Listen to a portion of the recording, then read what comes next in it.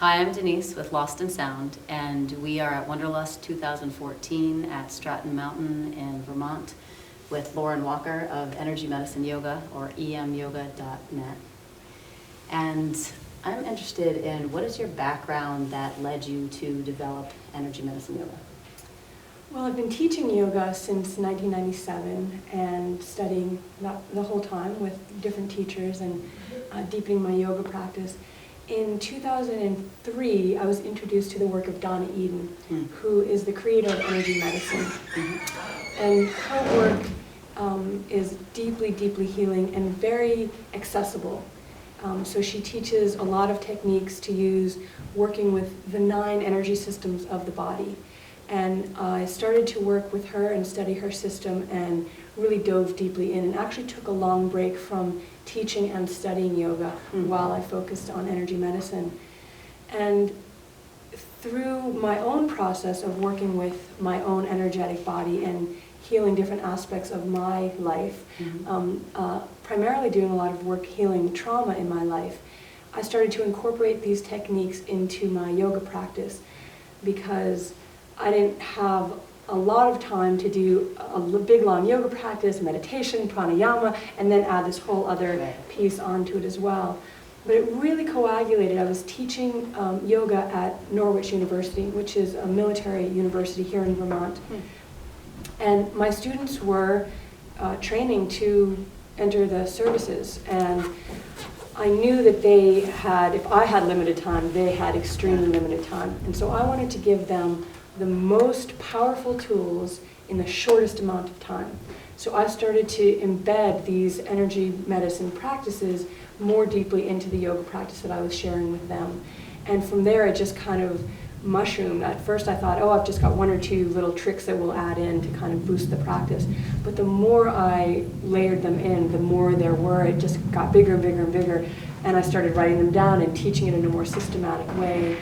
And then I wrote the book and I showed it to Donna, and she was really just blown away by it. And there it went, and now Sounds True is publishing it, so we're really excited. When will that be coming out? The book comes out this October, 2014. Great. Yeah. Will you describe for us a little bit what energy medicine is and what energy medicine yoga is? Sure. So energy medicine works with the principle that energy is all there is. It's the underlying principle of everything. This wall is energy, our body is energy, this film that we're watching is energy. It's all just vibration at different frequencies. And so if we can learn to manipulate, I guess would be the closest word, to manipulate those frequencies and use them in ways that support our natural processes, that's kind of the underlying principle. And so once we know how energy works, we can start to untie knots of energy, which could be pain or stiffness in a muscle, but those knots could also be tumors in the body. And we can untie different patterns that we have. A lot of us get stuck into these deep patterns, and a lot of patterns and habits are negative. And we can't seem to get out of them. And willpower is not enough. It's not enough to just say, I'm going to quit smoking, or I'm going to quit drinking, because these habits are embedded in fields of energy in our bodies and in our energy fields. And so if we can start to change those fields, we can change our habits. And then we don't get stuck in that, that pattern of, I want to change but I can't, and then it kind of makes it worse and worse. You kind of go down a rabbit hole. Right. But if you understand that it's not that you're weak or that you don't have enough willpower, but that the energy itself is more powerful than your will. So if you can understand how to use the energy to benefit you, then gosh, you're ahead of the game. Then you start to change habits and start to embed positive habits, start to change patterns, health patterns in the body. So it works on all these levels: psychological, spiritual, really facilitates your connection to the divine, whatever that means for you, but your connection to something greater than yourself. So it works on all of these levels. And basically, I've taken Donna's work and sort of tweaked it and massaged it into a yoga practice, so that while I'm doing either a 20-minute or 40 or an hour-and-a-half yoga practice, I'm incorporating all of this energetic work within it. So again, I don't have to do a whole other thing on my to-do list. Okay, now I've got to, do my energy work too. No, I just do it within the physical practice that I'm already doing. And noticing how quickly then changes are coming physically and mentally and emotionally and spiritually with this work. It's just incredibly powerful and potent and really easy. That's the thing too, these techniques, it's not rocket science. These are ancient techniques, meaning we did them in the caveman days, and we're sort of just bringing them forward now and layering them into what we already do. So what is Donna's work based on? So it's based on, well, a few things. So she was very, very ill as a young woman, and she sees energy. And so instead of succumbing to the Western medicine diagnosis for her, which was bleak, the bleakest diagnosis that a person can get, she started to tune into her own energy, see and listen to and feel how it was moving in the body, and start to change that and work with that. Really how the ancients found it, right? There was no book on where the nadis are. There was no ancient medicine, Chinese medicine book, where are the meridians, right? They did deep, deep meditation and found within, okay, here's spleen meridian. I can feel it moving up this line in the body in ways that we can't even fathom today. We have enough trouble just studying the manuals and seeing where spleen meridian runs. So she used her gift of being able to see energy to heal herself. And then she started studying it in different forms. She started with touch for health, and then branched off. So a lot of the systems are ones that we are familiar with. One of the energy systems is the meridians, which is right from Chinese medicine. One of the systems is the chakra system, which is right from the Vedic Hindu tradition. And some of them are ones that she has sort of discovered herself. There's a system called the grid that nobody else has discovered or worked with, but it's the deepest energy system in the body. It's like the chassis of a car that all of the other energy systems are layered onto. So it's a combination of extant techniques that are already out there and ones that she's discovered and kind of put them all together. And taught people that don't see energy how to work with them and access them and use them, which is, of course, the most powerful gift. So can you give us an example of one of these techniques, maybe something simple that people could integrate into their lives? To get an idea of what energy medicine, what yoga might look like. Absolutely. So everybody says that, what's the one thing, if I could have one thing? And I said, the one thing is two things, okay? So I'm going to give you two things. And basically, the metaphor that I use for this is the iPhone, because everybody's got a smartphone of some sort, right? And it has a button to turn it on, and then you do all this kind of swiping, and you get these effects from it, right? So I'm talking about the body as an I body, right? This is your smart body, and I'm going to give you the button to turn it on, and then the swipe that's going to give you the most integrated access of the energy body. So the first is the button to turn it on. So if you find your collarbones and you drop, come to the bottom of the collarbones and you drop right down and slightly out, you're going to come into these two hollows. Do you feel those? I do. Yeah, you're right there. And then press in. Are they sore at all? Yeah, a little tender. Yeah, okay. And then you're going to thump those really strongly. So that is the button to wake yourself up. And what that does is it wakes up all of the meridian energy in the body and it gets it moving forward. So when we go to sleep at night, everything kind of calms down and it starts to actually either just stop or move backwards. So when we get up in the morning or during the middle of the day or any time during the day, you start to kind of flag, right? You need to turn yourself on again. So these points, that's your button to turn yourself on. So energy needs to be awake, number one, and move forward, number two. The second thing that energy needs to do is it needs to cross over the body.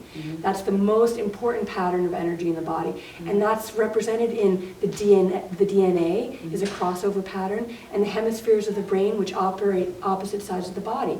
So if the energy isn't crossing over, you can be sick and not get well, you can be depressed. You're working at 50% of your capacity. So we're going to do a swipe. Bring your arm out to the side, and you're going to swipe up your arm, and then across your body to the opposite hip. And then you're going to do the other side, up the arm and across the body to the opposite hip. You can do that when you're driving in the car, standing in line, but we do those two things along with two other techniques at the beginning of every energy medicine yoga class. And at the beginning of anything that you're going to do in your life, because if you are not awake, moving forward and crossing over, you're not as effective in anything that you do. So that's it, the two things, wake it up, cross it over. Couldn't be simpler. And then maybe calm it down. Well, so you asked for one, I gave you two, I can give you 3 or 4, I'll give you 300 if you want. Just talk about this one, because this was really useful in the class that I took with Lauren. Okay, Yeah. so that's a technique, and I taught this in the trauma class, but this is used in so many different situations. So these cover these points called, Donna calls them the oh my God points, because you see people when they get a piece of news, good or bad, that they're like, oh my God, right? And so putting your hand here, what it does is it keeps blood in the forebrain. And when we get a shock, either a verbal or emotional or a physical shock to the body, what happens is the fight or flight response kicks in. And what that does is drains blood and brings it either into the legs to run or into the body to fight. But we don't usually run or fight, and so we get all of these stress hormones that are stuck in the body. Instead, if you bring your hand to your forehead, you keep blood in the forebrain. And what that does is it interrupts the fight or flight response, and it allows you to have creative and intelligent thinking in the face of whatever's going on. And it really just kind of calms you down and brings you into this stillness where you can be present with the situation instead of reactive to it. And so I tell my students, anytime you're in a pose where you can bring your head to your hands, any forward bending poses, I do this a lot in Shavasana, it's really just a beautiful technique to stay really present with what's happening. And that's really helpful for a lot of people to know. Simple techniques we can use right in the moment to kind of help to come back to center in the midst of whatever's happening. Absolutely. Yeah, so thank you for that. So the class that I took with Lauren, although there were a variety of different offerings that you've had here at Wanderlust, was on healing trauma. And an interest that I have in that is, what is your experience teaching to a class? I mean, in any yoga class, especially people who are coming for something around energy medicine. So you could have people who have suffered different kinds of trauma, and having a sensitivity to that in any kind of yoga class is helpful. And then if you're teaching a class that people have self-selected to come to around trauma, what is your experience around that? Well, anyone that's taught yoga class knows that people can have meltdowns anytime during yoga class. And you've been in yoga classes and you've seen somebody have a meltdown where something gets triggered because all of our experiences are held in the body. And so you open up an area of the body and that experience reemerges and you re-experience that. So a lot of teachers will say, go into child's pose or come into Shavasana, or they don't know what to do and they kind of freak out because their student is freaking out. So what I said, and you were in this class at the very beginning, before you even started the class, is if something comes up for you that is intense, bring your hand here. And this is one of the ways that energy medicine yoga started for me. I was going through a very traumatic time in my life, and I would spend I mean, untold hours with my hands on my forehead. And a lot of times diffusing, and that's what you're doing, you're actually diffusing your trauma. You're interrupting that response that goes to the limbic system that creates that. It's PTSD is really that's the diagnosis of it. The body can't tell the difference between trauma that's actually happening or trauma that's remembered. And so it can be it can take a long time depending on what level of trauma it is. And it's not always, we think that it's very intense and potent, but it's not. It also can be sort of just long times of holding, and I have to say kind of boring at times when you're sort of diffusing this trauma. And so I'd be holding these points and kind of going back and forth between sobbing and crying and feeling the emotions and then coming into the calm space. And that goes as you're working to diffuse the trauma. It kind of keeps going in that cycle. And so I'd be doing yoga poses within that to kind of maximize my time. So I'd be doing a lot of deep forward bends, kind of a yin practice, really long holds, and holding these points. So at the beginning of that trauma class, to get back to your question, I offered that up. If anyone's kind of freaking out, leaving the body, going into shock, going into trauma, hold these points. And that said, there's a lot of different techniques that you learned in the class to release trauma, to release shock from the body. To help us to be able to discern the difference between real and remembered trauma. By releasing that comes up, allowing it to come through in a way that you calm yourself to do it, then you can start to, as you said in the class, be able to feel the sensation come up and not have to react to it. Right. Well, it's not so much that you'll feel the sensation come up anymore. Right. What happens is once you've diffused it, once you have stopped that, interrupted that neural pathway, then the story is simply the story, no matter what the trauma is. And there's a lot of trauma work being done with veterans, and they do EFT, the tapping technique, which we touched on briefly. And so the story never goes away, but what happens is the trauma doesn't, the trauma, which is the release of the stress chemicals of the body, stops happening. So you still have the story of whatever it is that was traumatic, but you can simply tell the story just the way you and I are talking, and you don't get that flood, the flushed cheeks, the tears starting, the shaking, whatever it is that your response is, that stops happening. So it's not even that like, oh, you feel it coming up, but you know how to counter it. It's not mental at all. It's not, you're not thinking about, now the trauma's coming, now I'm going to do this. Once you've diffused it completely, it's just one of your stories, just like, I went to NYU to university. It's just something that's part of your history, as opposed to something that re-triggers you. And in a group of this size, we didn't get into personal diffusing of trauma. And I only do that work when I'm working with small groups in a retreat setting or one-on-one. And I do a lot of one-on-one work with people where we can work with any kind of really deep trauma and anxiety and kind of diffuse that. But that work is not something that I would ever do in a group. I think we had 80 or 90 people in that class. A lot of people in class. We would never do that in a group that size because, again, energy, you and I and you, our photographer here, our energies are intermingling right now. Anytime you come in contact with someone, your energies are intermingling and they affect each other. And so in a group of 90 people, if everybody's bringing up their trauma, it would not be constructive. It wouldn't be constructive, let alone it would be very, very intense, but it wouldn't be constructive. That's not the way to diffuse trauma. So I just wanted to give techniques for people to take away and then work on their own.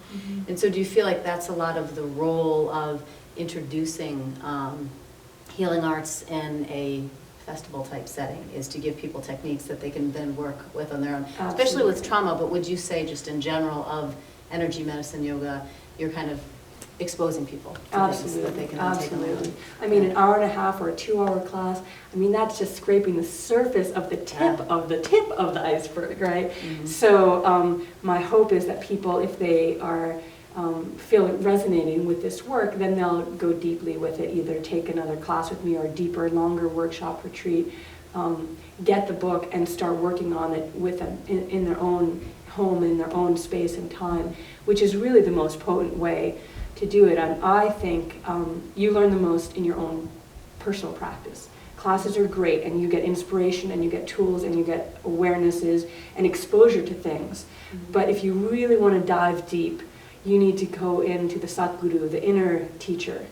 And you only do that on your own mat, alone, in your yoga space. So that's what I used to tell my students all the time. I want to teach myself out of a job. I don't want to have you guys coming to me for these teachings. I want you to bring the teachings out, so from yourself. Well, thank you for that, and thank you for sharing your practice with the rest of us so that we can allow it to grow inside of us too. It was a pleasure. Yeah, nice to talk to you. Likewise. Thanks so much. Thank you.